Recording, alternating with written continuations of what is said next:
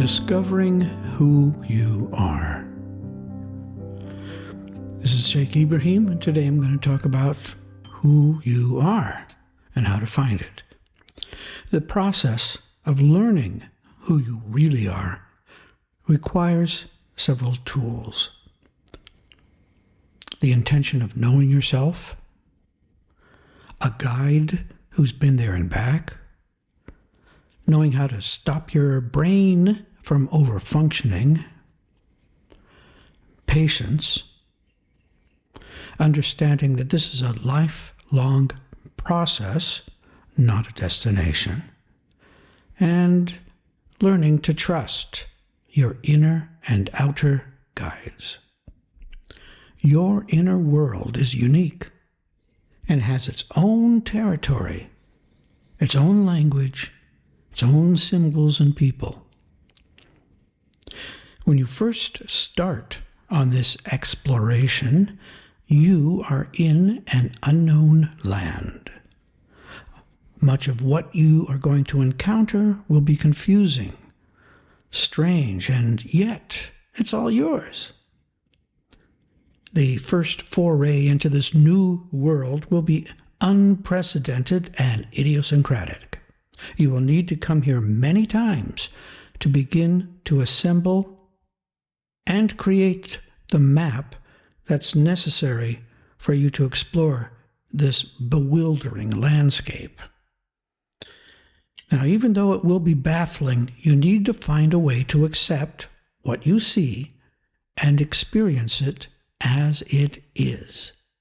You're not going to be able to control it.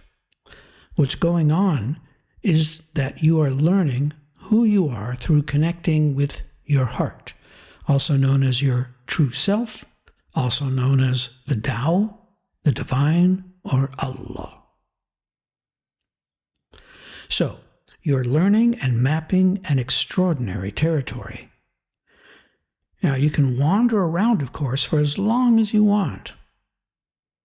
But until you hire a trustworthy guide, you really cannot move past the inevitable blockade that's going to prohibit you from entering the hidden garden. You've got to beat the boss.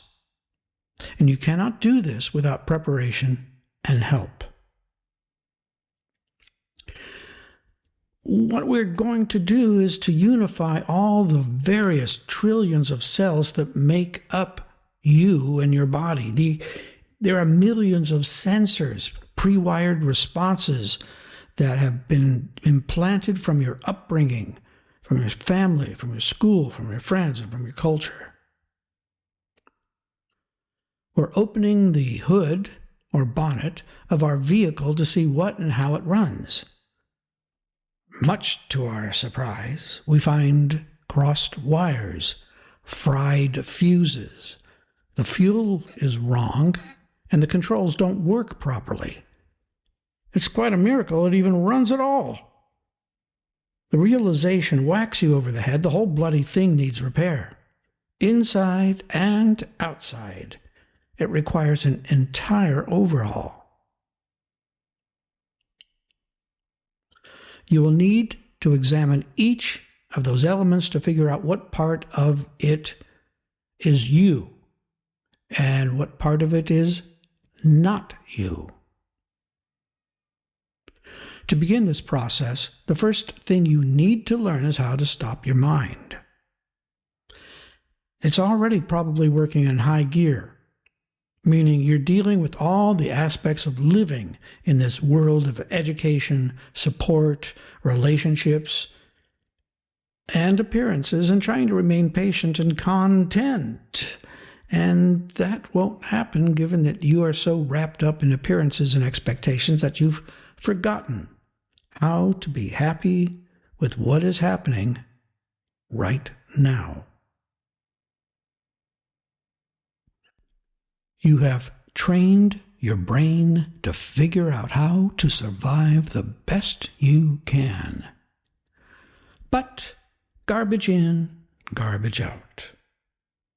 The brain only knows what it's been fed. No one has taught you how to filter out the unnecessary because you don't know what is the real you. Stopping the brain from overpowering the heart is common. In many of the workshops I've led, I've learned that it takes about 3 days before anyone stops from their ongoing stressful world energy and distractions. Now, the purpose of stopping is not to just stop, it's to make it easier to hear the quiet voice of the heart. Now, it will never argue. It will not defend. It will speak quietly and softly and will not insist unless there is a very powerful need. As you get to know your inner lands from dreams, reflections, and experiences, along with the continuing journaling and discussions with your sheikh or counselor, the patterns become more consistent and more understandable. You are learning your heart's language. You begin to ask it more and more what it is that it wants you to do or see or hear or touch. You are learning also that you can trust your inner guide to gently show you the way. You will always be safe and protected when you work with your heart. It knows a lot more than the brain. It has connections beyond form and appearances. There is a profound entanglement with the universe, Allah, creation. The process will take you through identifying what you imagine are your identities and personality. You will come to recognize their source as being embedded from your family, religion, and culture. You will come across decisions you made in the past that are no longer valid or necessary. However, unlearning these old patterns requires a little more time and effort, so a sense of humor is needed to help keep you from going under and wallowing in self-pity and depression. The most important thing behind all of this is to stay positive. Because of the millions of years of evolution, our brain is wired to examine microscopically our mistakes and errors. This tends to put a negative spin on any of your activities. Therefore, it requires a continuous positive reinforcement to just stay balanced. Balance is the key. It is the key to staying clear-headed on the path towards understanding yourself. It's very easy to become overweighted in self-criticism, self-blame, or anything to do with yourself. And that's why we practice service. When we focus on serving others, we're not thinking about ourselves anymore. That is very useful. That's an excellent tool. It's why we also do zikr, or affirmations, or prayer.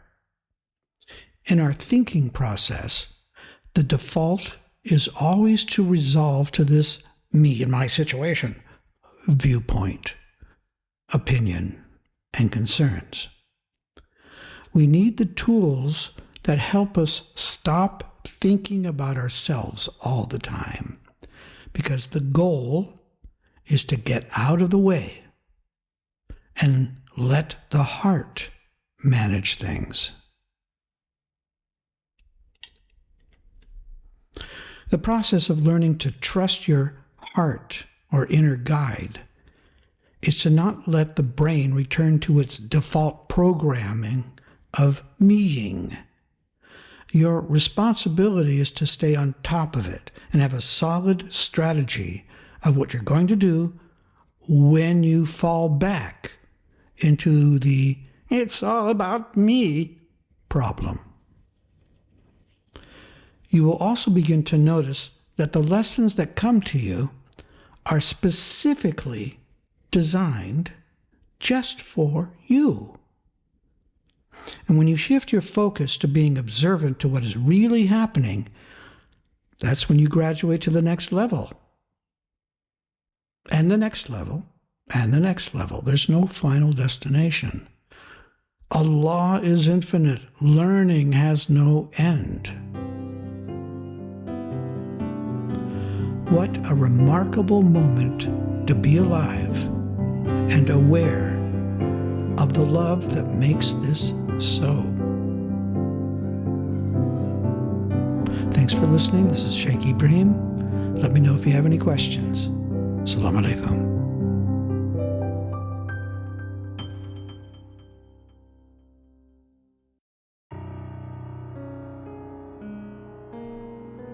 Salaam Alaykum, murids, seekers, curious, and interested listeners.